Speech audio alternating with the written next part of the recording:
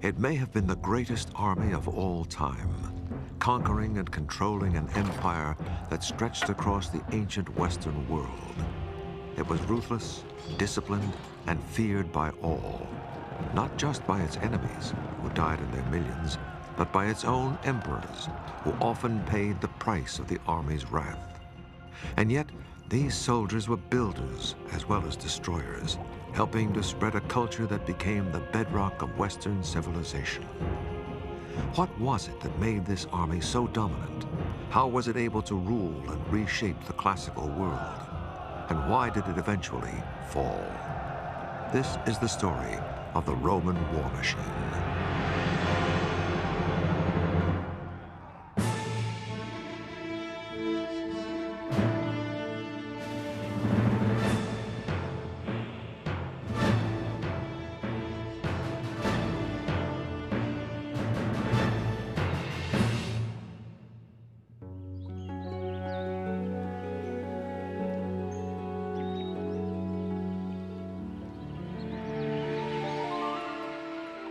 By the 2nd century AD, Rome's empire had expanded about as far as it could. Now it was time for consolidation. The Roman army, instead of plundering and butchering new territories, turned around and did the opposite. It started building them up. Where they had destroyed, the legions created. Because the army was the first Roman presence in a new land, the soldiers had to be able to build their own forts and defenses. And so, each legion had its own architects, surveyors, and engineers.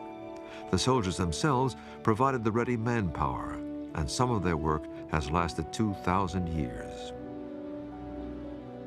We tend to be very arrogant in the late 20th century and think that we have invented wonderful methods of building, but we shouldn't underestimate the Romans as engineers. They're great as soldiers, but they are supreme as engineers. With that engineering skill, soldiers were sometimes put to work on civilian projects during the long periods of peace after Roman conquest.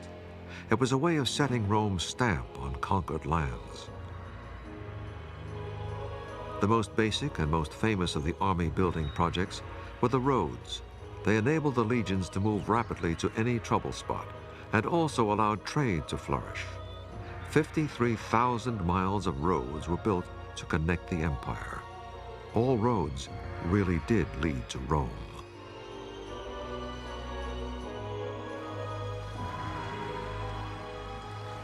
Some building projects were breathtaking. For example, the Pont du Gard in southern France. It's one of the highest bridges in the Roman world, standing 160 feet high, and was part of an aqueduct that carried water to the city of Nîmes. The engineering is precise. The aqueduct slopes so gently that over its 30-mile journey, it falls just 30 feet from start to finish. The bridge was built around 50 AD. By then, the Romans already knew how to build something this big without even using mortar. The lower part of the bridge is built with these big stone blocks. Some of them weigh 6 tons, which is really impressive. And in this case, I mean, if you use big stone blocks like that, you don't necessarily need mortar, because if the stones are perfectly cut, they're heavy enough. And we know that they floated the stones up on rafts towards the bridge itself, and then afterwards they could raise the stones. They had all sorts of systems, such as winches, pulleys, and hoists, and so on.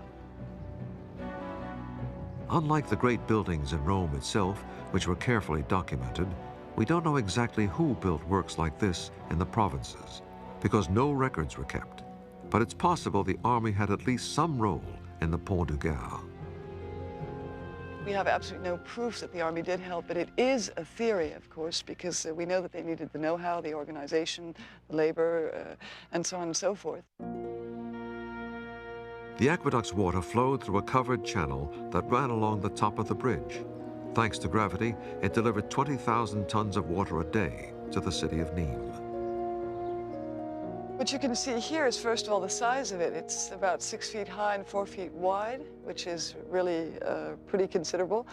And it supplied a city of some 30,000 inhabitants with all the water they needed, actually. Apart from the obvious benefits such works brought to the empire, Using the soldiers as builders had other payoffs. First, it let the emperor sleep a little better at night because an army that's busy working has less time to plan political overthrows. The modern army has a great program of tank washing and tank maintenance just to keep the troops occupied. The Roman army solved that problem of keeping your troops occupied by turning them into builders. Building was one of the least favored activities for soldiers, especially the heavy work of stone cutting, and there were even mutinies by units who felt they were overworked. Every common soldier's dream was to get out of this kind of work by being designated as immunis, literally a soldier immune from the worst jobs because of his skills. Those with immune status included blacksmiths, surveyors, medics, arrowsmiths, trumpet makers, and keepers of sacrificial animals. Another payoff from using soldiers as builders was that it helped to keep conquered people passive by giving them the advantages of Roman civilization. They could then be brought within the Roman world and given the benefits of Roman civilization, of Roman urban life, of food, social organization, bathing. The spread of hot water and bathing is an important part of the Roman takeover of northwestern Europe. A fine example of the good life that Rome brought to its conquered citizens is the amphitheater at the military colony of Nîmes in southern France.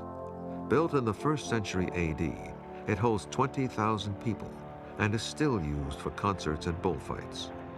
2,000 years ago, it was used for animal hunts and military demonstrations. Through gladiator contests, the Romans were able to perpetuate the notion among conquered people of the superiority of the Roman warrior. The amphitheater was also a place where the people of the conquered provinces could see the majesty of the empire, literally. We are quite sure that we had the emperor and very important magistrate of Roman Empire coming to Nîmes.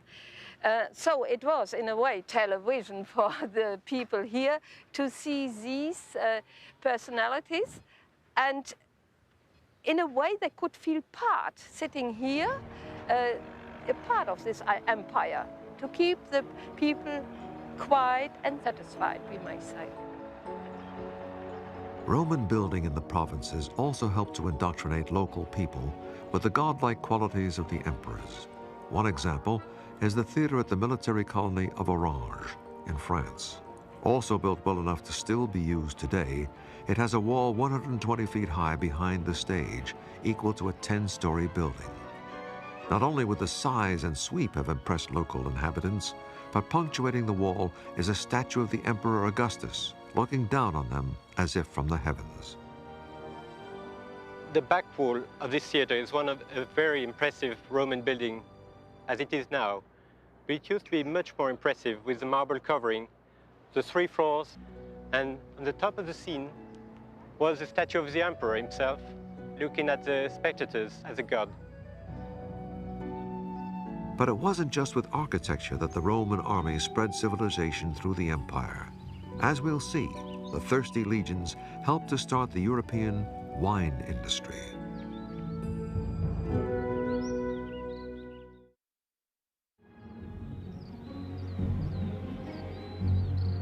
Whenever one raises a glass of French or German wine, there's an unconscious toast to the Roman army, because it was the soldiers who made some of the first plantings of vines in many of the great wine-growing regions of Europe. As they conquered new territories, the vine went with them.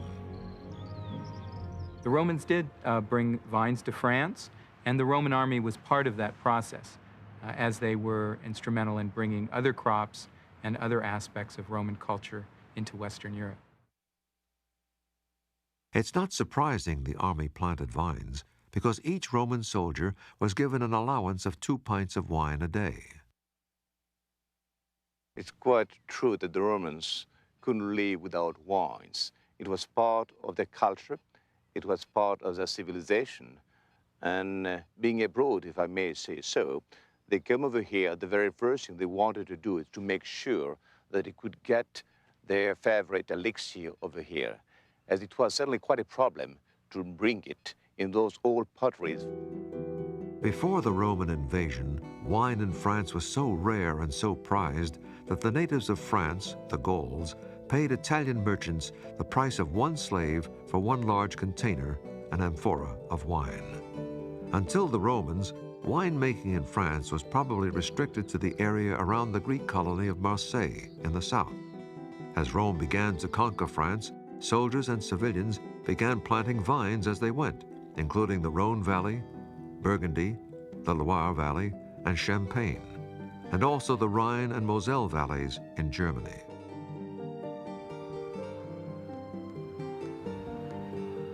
In the Champagne district of northern France, Roman occupation may have helped the champagne industry accidentally in a different way. Below the surface of the Champagne region, about 75 feet underground, there are more than 100 miles of cellars dug from the chalk. It's believed that some of these cellars may have begun as quarries in the 1st or 2nd century AD to provide chalk for building blocks. Today, these underground chalk quarries serve as cellars for Champagne's 800 million bottles. But for a very different reason, it's believed these cellars may have been important to Romanized citizens towards the end of the empire. They were a possible refuge from raids by invading German tribes who envied the comforts of Roman life, including wine. There's no doubt that barbarians wanted to share in Roman luxuries. There are plenty of Roman luxuries that you find in Germanic barbarian areas even before the invasions take place. They like to get hold of them through trade or gift or whatever. The cellars may also have been used as a refuge in more modern times. During both world wars, there was fierce fighting in the Champagne district, and civilians used the cellars for temporary safety. When the bombing started, people were very soon coming here in the cellars, and we have found a lot of furniture here, some forks and knives and bottles and plates, everything, and we think that they were just living here for a couple of days, perhaps, just waiting for the end of the bombing. Even today, European defense chiefs apparently have their eye on using the Roman cellars again, if necessary. I've been showing around cellars, a senior officer from NATO, and after the visit with a twinkle in the eye, he said, "Christian, it's certainly the place I'd like to spend the Third World War conflict." Although the Roman army helped spread civilization as a way of keeping the peace in the conquered provinces, it was never afraid to use the stick as well as the carrot if the provincials got out of line. What should never be forgotten is that this peace was actually maintained by the threat of armed force. And within those lands, society as a whole was still pretty violent. It was still a slave-owning society. People were very frequently physically brutalized. Rome spread its distinct form of civilization throughout its empire, and yet the process carried within it the seeds of the empire's destruction. The civilized empire became a magnet to barbarian tribes living outside the empire who wanted a share of the Roman lifestyle. Rome almost flaunted its wealth at the barbarians by having many of its forts and colonies right on the borders of the empire, in full view of the barbarians. The soldiers are the only sector of society who have pay, and their pay is being spent in that area. So you get these cities like Cologne and Mainz and Budapest, Vienna and so forth growing up in what had previously been very barren areas, and right across on the other side of the river, so to speak, are these unfortunate people who have nothing. And this makes a magnet for them. Wonderful network of roads. So the barbarians who invade, they go across the river, and there's a milestone saying, you know, Rome 600 miles this way. I mean, yeah, that things are made so much easier as well as more attractive for them. One of the first major signs of trouble came in the 170s AD, when Germanic tribes invaded Italy. They said they were forced to invade because of turf wars with other barbarian tribes. Roman writers comment, among the bodies of the dead there were women and children, and the tribe said, look, please take us into the empire. we are being put under terrible pressure by the tribes from the interior, and we want land. Some of them were accepted to start with, but then it just became too much of a problem. The number of barbarian raids steadily increased throughout the 200s AD. Rome's borders were simply not as secure as they had been in earlier times. And a major reason could be found in the east. A revitalized Persian Empire began retaliating to centuries of Roman raids and pushed into Roman territory. In the year 260 AD, the Persians even captured the Roman Emperor Valerian on their own territory and kept him prisoner for life. It's the Persian attacks on the eastern frontier that act, as it were, like the first domino in a series. Rome is forced to fight a series of very expensive defensive wars. No longer can war be funded by booty extracted from conquered people. This time the empire, from its own resources, has to pay for the defense of its own frontiers. Having to shift troops to the east to fight the Persians left Rome's other borders less secure. There were constant raids, especially from German tribes, who in one battle killed the Roman Emperor Decius in the year 251. There were invasions of Roman Gaul and the Balkans, and Italy itself was invaded several times in the 260s AD. The raids stretched the logistics of the Roman army to the limit. The gathering of the troops and the going to the frontier takes place at walking pace, so no more than 20 miles a day. To put together a sizable force, get it to the right bit of the frontier, you're certainly talking weeks and maybe months. And there was another problem for the Romans. The barbarian tribes that Caesar and others had defeated so easily had learned tremendously from the Romans and were now ready to turn the tables.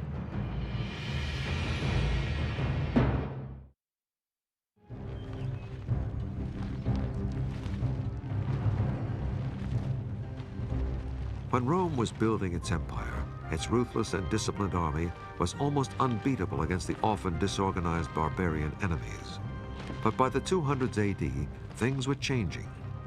For centuries, many barbarians had been part of the Roman army, recruited by Rome to fight alongside the legions. Now that was beginning to backfire, as barbarian tribes used their newfound skills to fight for their own peoples against the empire. Very many of their warriors have, at one time or another, served in the Roman army. They're getting much more familiar with Roman tactics, and to some extent they're starting to imitate them as well. Therefore, it's a much more difficult task for the Romans to cope with. But the threats were not just external. The Roman legions, now under great pressure, turned to fighting with each other throughout the 200s AD, each wanting to put its own candidate on the emperor's throne. The infighting was so great that more than 30 different emperors were proclaimed in a period of 50 years. Very many soldiers were killed unnecessarily, huge amounts of treasure were wasted, and the destruction, which may have been quite localized within the empire, reduced the economic capacity of the Roman world to sustain the army which defended it. So in a way, the army, to some extent, cut its own throat. The Roman fort at Salzburg in Germany was just one of the many that fell into enemy hands during the 200s, as barbarian tribes swept across the border. The whole nature of the Roman military strategy was changing. In the early days of the empire, the army had been on the attack, conquering new territory and paying for its wars with captured treasure. But now the empire and its army were hunkering down defensively. Even women and children were called on at times to help the army defend a town from attack, and many cities began building walls to try to keep the invaders out. So it's no surprise, by the 270s, a Roman emperor actually gives the word Rome has got to have an enormous city wall, such as it hadn't had for 600 years.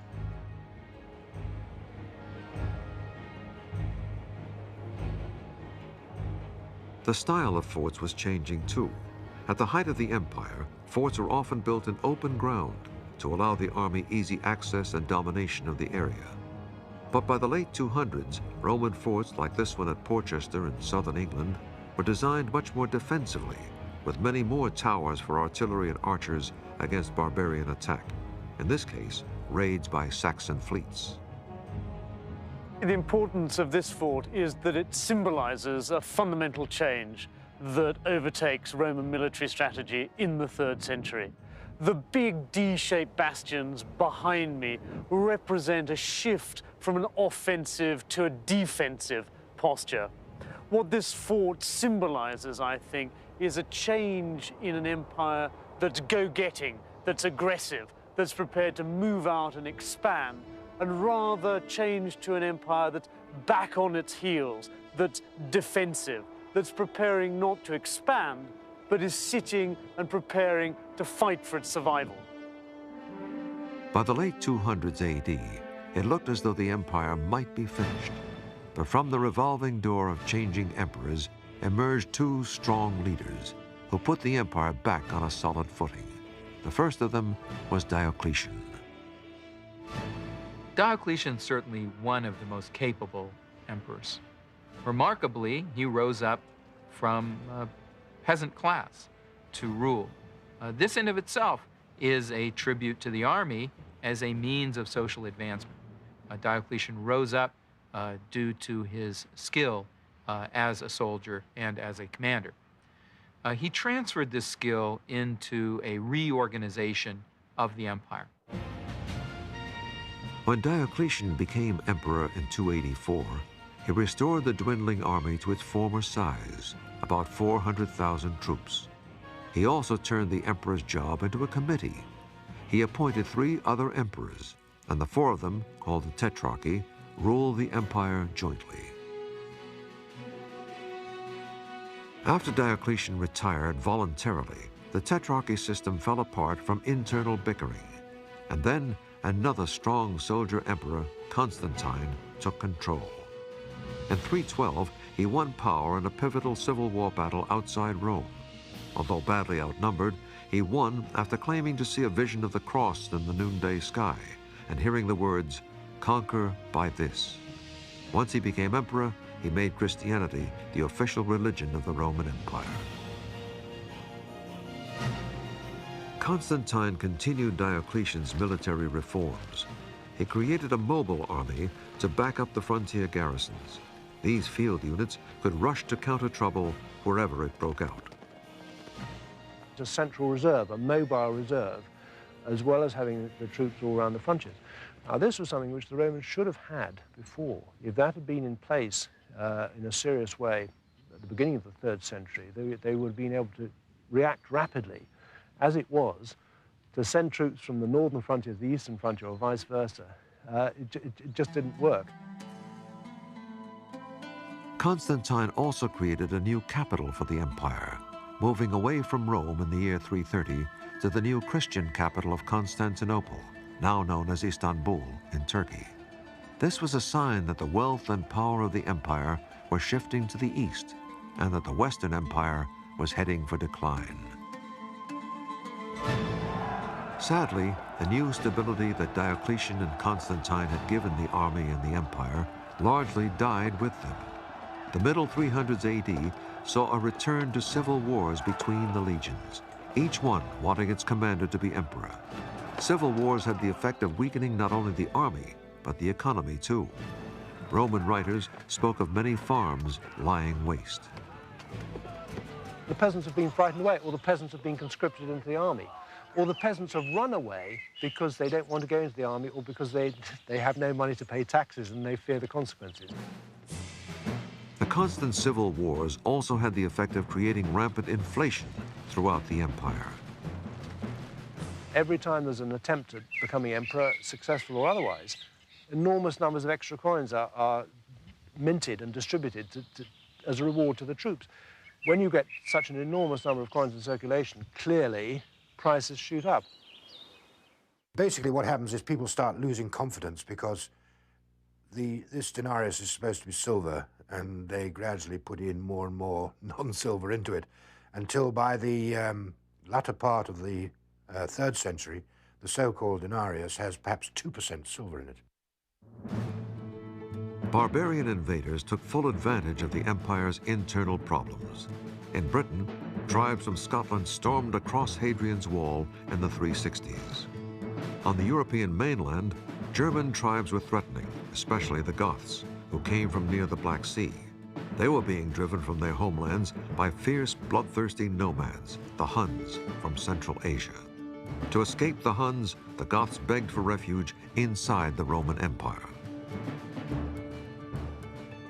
The Goths are fleeing from the Huns, and they are clearly scared to death. And the Romans accept this explanation. The Romans actually ferry them across the Danube. So sometimes barbarians are simply running away from other barbarians. But after he allowed the Goths to settle, the Roman Emperor Valens decided he wanted them out. In 378, he personally led an army against them at Adrianople, north of Constantinople. It was a disastrous mistake. Acting on bad intelligence, the Romans were pinned between two Gothic armies. And the story as it goes is that they can't use their weapons. They're trapped, they can't turn around, and they're massacred. 2/3 of the army, I think about 12,000 men, are killed on that one day. The dead included the Emperor Valens. More importantly, the loss of so many troops at once weakened the Romans' capacity to defend the empire. Because at Adrianople so many very important regiments were destroyed, the Roman army was never able actually to replace them in terms of either quality or quantity.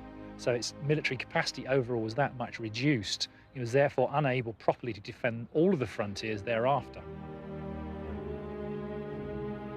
The Romans now were forced to let the Goths stay, and other barbarian tribes were allowed to settle too, provided they joined the Roman army. Rome had always used and trained foreign troops, but now barbarian armies were being conscripted wholesale to fight with the Romans. The real problem with barbarians is not individual barbarians in Roman units. It's when they come in large numbers and are employed by the Roman state en masse, as it were, without going through Roman military training. The so-called barbarization of the Roman army was only one part of the problem. In the army as a whole, the once proud standards were beginning to fall away.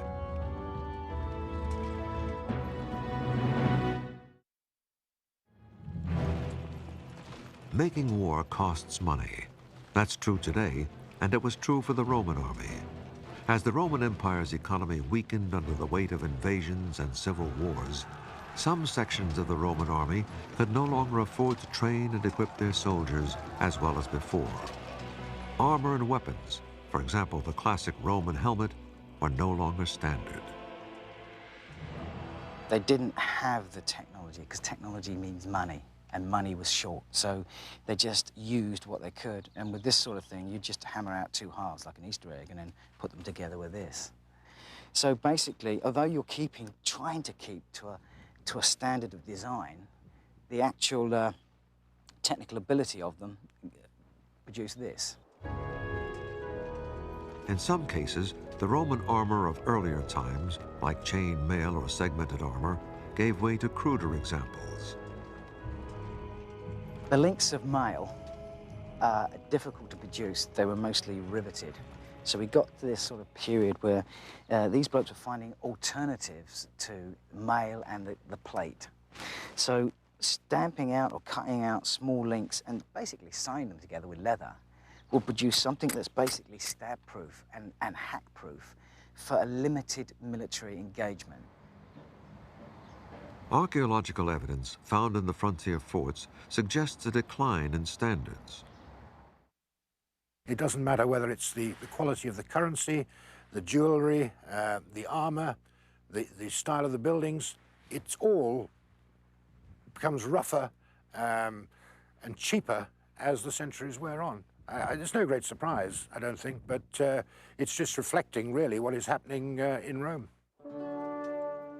As the Western Empire began to slide, recruitment for the army became much more difficult.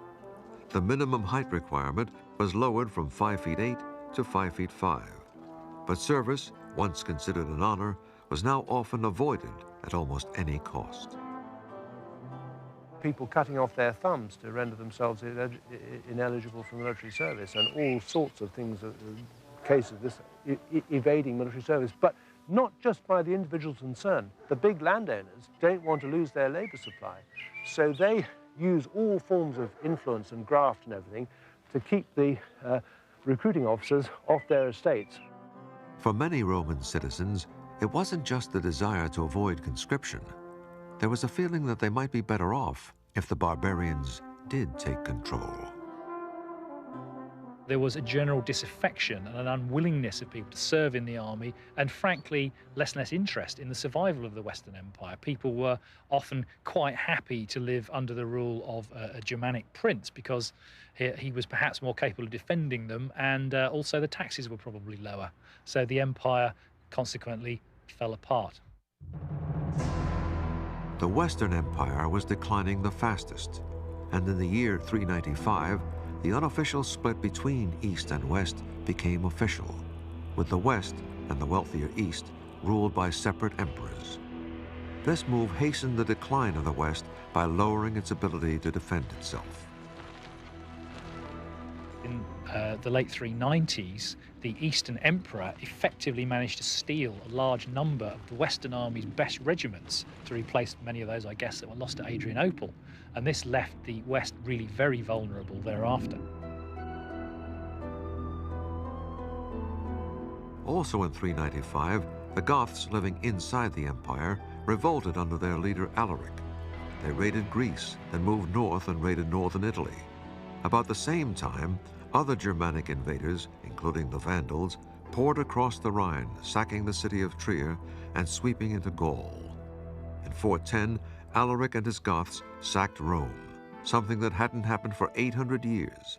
It was an omen for the West. The Goths then left Italy and created their own kingdom in southern France. Other Germanic tribes took over large parts of Spain, and the Vandals captured North Africa, including Carthage. Britain was surrendered in the year 410, with the emperor telling Britons they'd have to defend themselves. By the mid-400s, the Western Empire was on the verge of collapse. The Western Roman army, disunited, outnumbered, and underfinanced, had no real chance of holding off the threat, especially as they had helped train the invaders in the past by recruiting them into the Roman army. And these people come over, serve under Roman orders, but then very often they take off back again. And therefore they've learned a lot, not only about techniques and so on, but I mean actual military intelligence. They know where to attack if they come back on the other side. The big example is Alaric. Alaric the Visigoth, the chap who actually captures Rome in 410. He had been off and on serving under Roman orders for a good many years before he does this. Despite their name, barbarians, the invaders were not out to destroy the empire. On the contrary, many wanted to live the Roman lifestyle. Everywhere, the wealth of Rome is acting like a magnet. And the barbarian groups across the frontier are organizing themselves to start preying on that wealth. The Roman Empire has created a rich territory, and the barbarians, like the mafia in the 1920s and 30s, are organizing to exploit it. In fact, the Romans and their invaders were still prepared to join together to fight a common threat. In the mid-400s, that threat was Attila the Hun. The Huns had already created their own empire in Germany and began making raids into both Roman empires, East and West. The roads are truly ferocious. They go all the way from the gates of Constantinople, Istanbul, as now is the gates of Paris, east to west, and also to Milan in northern Italy. The Huns' policy was to destroy all in their wake. The Chinese had built their Great Wall to keep them out. The Huns were brilliant horsemen who could fire long-distance arrows while at full gallop. To slow the Huns' advance, the Romans had to rely on other barbarian warriors already within the empire. In 451, on the fields of the Champagne district, Attila's army was met by a so-called Roman army, made up of Romans, Burgundians, Franks, and Goths, who fought Attila to a standstill. The 5th century is actually about one group of barbarians fighting another group. Sometimes we call them Romans, sometimes we call them Goths and Vandals. In a sense, we lose sight of a force that can be clearly labeled Roman. So to talk about the defeat of the Roman army, in a sense, is to make this process more clear-cut than it actually was. Attila then raided Italy, but was bribed to leave. And after he died in 453, the Huns lost their unity and were overthrown by their own subjects in Germany. The Western Roman Empire suffered much the same fate. Throughout the 400s, it had been turning into a mosaic of German kingdoms, and Italy itself became the final domino to fall.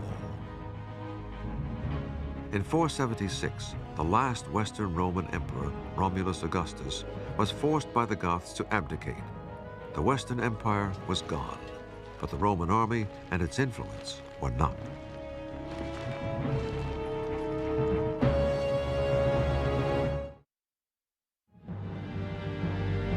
History speaks of the fall of the Roman Empire, but the Western Empire did not really fall.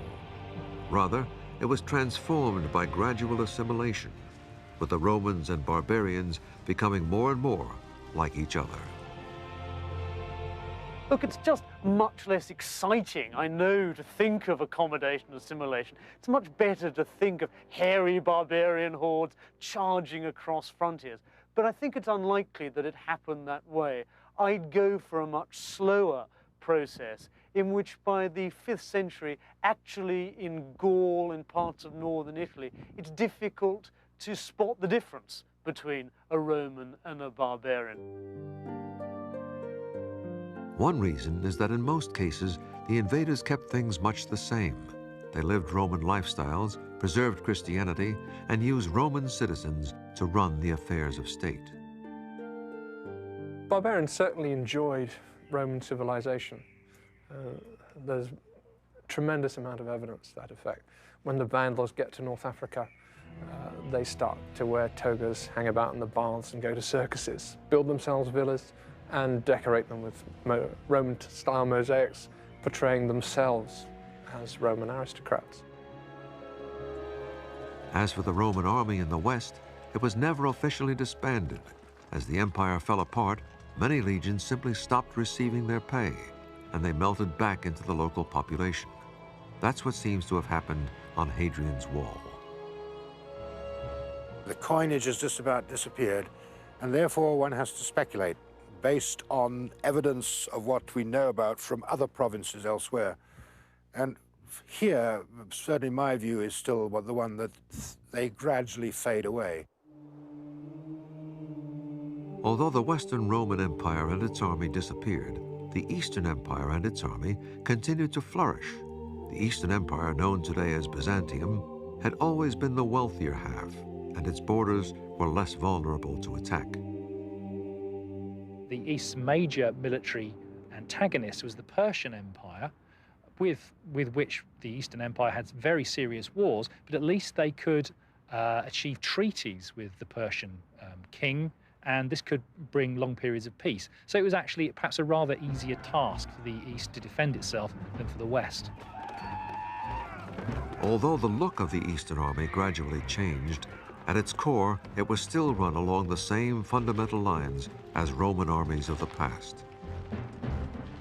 It maintained in the long term standing regiments. It also maintained the disciplinary system, the command structure, the logistical system, and so on. It was the professional nature of the Roman army which lasted, at least for some centuries, into the Byzantine period. In fact, in the 500s AD, the Eastern Army briefly reclaimed several provinces of the old Western Empire, including Italy and Northern Africa. Although it gradually changed, this army maintained Roman discipline and tactics until the Byzantine Empire was conquered by the Ottoman Turks in 1453. That's a continuation of those tactics all the way through I think, to the fall of Constantinople in the 15th century.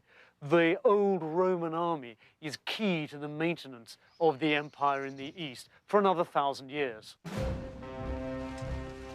The Roman army, in its changing forms, can be said to have won and protected empires for some 2,000 years, from the 5th century BC to the 15th century AD. At its height, it was so efficient that it ruled with a standing force that seems almost tiny by modern standards, about 400,000 men. Louis XIV ruled his rich kingdom, which was nonetheless simply one province of the old Roman Empire, with as large a standing army as the Romans had required to control this vast area from Scotland to the Sahara Desert, to Iraq, to the Black Sea. That is a staggering feat. The Roman army changed warfare forever. It was the first truly professional army, and it introduced concepts of discipline and training that still influence armies today. Its great military successes have always been famous. The name of Julius Caesar has never really been forgotten. Consequently, it formed the obvious model for the armies of the modern nation states of the West in the 17th, 18th, and 19th centuries. Many of our own military traditions are based on at least the way our generals have imagined Rome once was. If Julius Caesar and the other great Roman generals could see a modern army, they'd recognize many similarities, such as discipline, command structure, and logistics. But they'd also notice a big difference. The Roman army at its height was more ruthless with defeated enemies. If the great Roman generals had been running campaigns in Vietnam, if they'd been running Desert Storm, then we need have no doubt at all that Hanoi would have been captured and razed, that Baghdad would have been flattened, its inhabitants slaughtered, any survivors sold into slavery.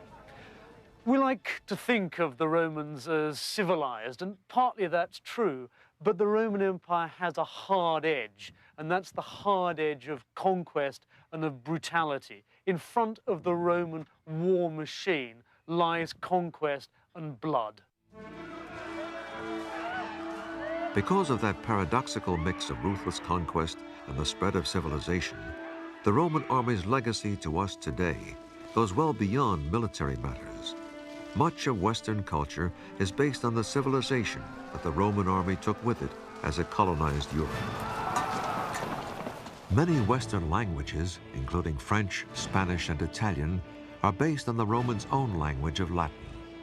Also, Western architecture, coinage, art, and law. Indeed, so much of our modern life can be traced to the spread of the Roman Empire. And that empire was the creation of the Roman army. There would not have been an empire without it.